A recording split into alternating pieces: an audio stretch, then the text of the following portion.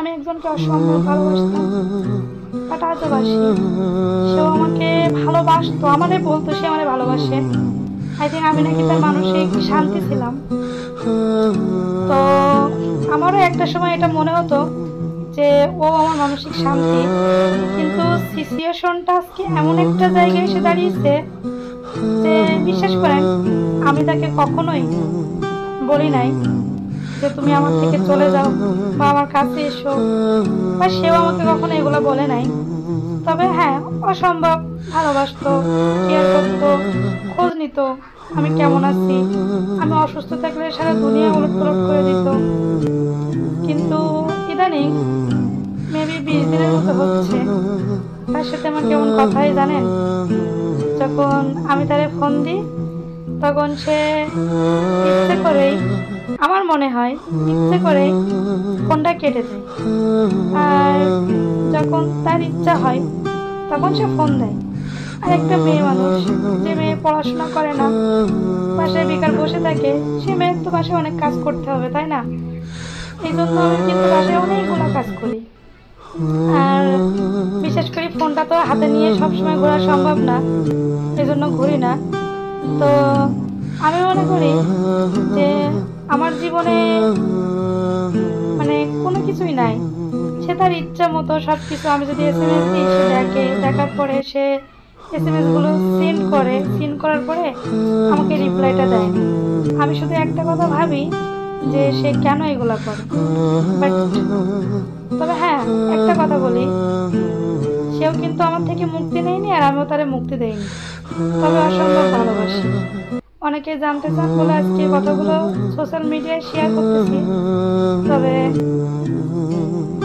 আমি সবাইকে বলবো যে আল্লাহর থেকে কেউ বেশি ভালো কাউকে বাসা উচিত না, নিজেকেও না। তার কারণ আল্লাহ আমাদেরকে বলেছে যে তুমি যাকে যত বেশি ভালোবাসবে আমার থেকেও, তাকেই আমি তোমার জীবন থেকে কেড়ে নিয়ে তুমি তাকে ছাড়া বাঁচতে না পারলে আমি তোমাকে একা বাঁচা শিখাবো।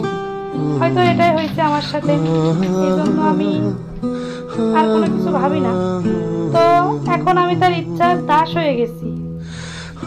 আমি যদি ভাবি যে আমি তার সাথে কথা বলবো, তার সাথে থাকবো, তার সাথে মিশবো, সে আমাকে ইগনোর করে, খুবই ইগনোর করে।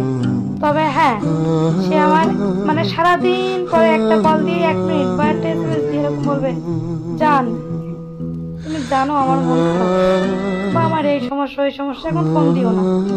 ঠিক এইভাবে আমাকে শান্ত করে রাখে।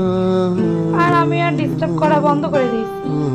ভাবলাম যে অনেকেই তো আছে সবসময় নিজের স্বার্থটাকেই বোঝে, আমি না হয় তাকে মুক্ত করে দিই।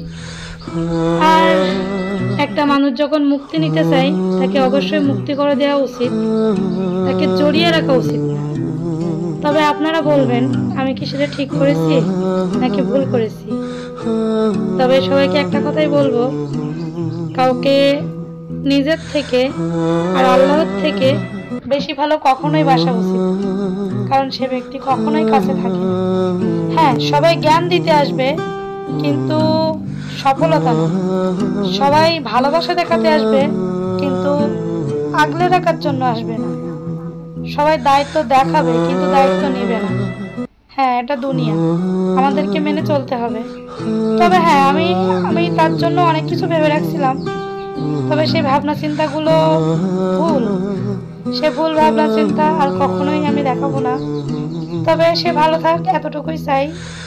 আর আমি কথাগুলো বললাম, আমি চাইলেই চোখে পানি নিয়ে আসতে পারতাম, কিন্তু নিজের মনকে এতভাবে বুঝাইছি, আল্লাহর কাছে বলছি, আল্লাহ আমার মনটা পাথরের থেকেও শক্ত করে দিও। তার কথা ভাবলে যেন আমার চোখের কোণে পানি না জমে, আমি যেন সুস্থ থাকি, আমি যেন স্ট্রং থাকি। আল্লাহ আমাকে সেটাই করছে। তবে আমার এই কথাগুলো থেকে যাবে, হয়তো আমিও থাকবো, কিন্তু কোনো এক সময় ক্লান্ত বিকেলে একা বসে মনে হবে যে আমি ভুল করছিলাম কাউকে একটা সুযোগ দিয়ে। তো সে আমার কোনো ক্ষতি করি নাই, এতটুকুই বলবো। আমাদের 3 বছরের রিলেশনে খুবই ভালো দিন পার করছি। তার সাথে কোনোদিন দেখা হয় নাই, তবে ফোনে অনেক সুন্দর সময় কাটাইছি। ভালো থেকো ভালোবাসা। আমি তোমাকে অনেক ভালোবাসি, ভালোবেসে যাবো, বিরক্ত করবো। আই মিস ইউ মেরি জান।